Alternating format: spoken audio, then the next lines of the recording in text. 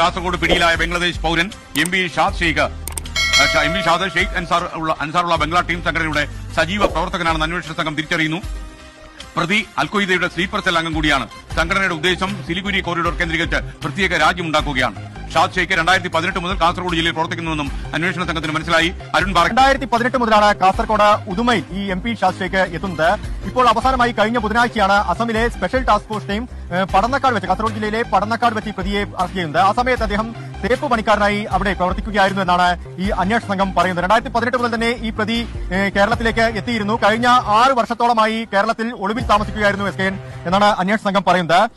ഈ സംഘടന അതായത് സിലിഗുരി കോറിഡോർ കേന്ദ്രീകരിച്ച് പ്രത്യേക രാജ്യം ഇന്ത്യയിലെ വടക്ക് കിഴക്കൻ സംസ്ഥാനങ്ങളിലെ 7 സംസ്ഥാനങ്ങൾ കേന്ദ്രീകരിച്ച് പ്രത്യേക രാജ്യം ഉണ്ടാക്കുകയാണ് ഈ സംഘടനയുടെ ലക്ഷ്യമെന്ന് ഈ അന്വേഷണ സംഘം പറയുന്നുണ്ട്. NIA അതുപോലെ തന്നെ അസമിലെ സ്പെഷ്യൽ ടാസ്ക് ഫോഴ്സ് ടീമും ഇത് സ്ഥിരീകരിക്കുന്നുണ്ട്. അൻസാറുള്ള ബംഗ്ലാ ടീം ABT എന്ന സംഘടനയുടെ സജീവ പ്രവർത്തനം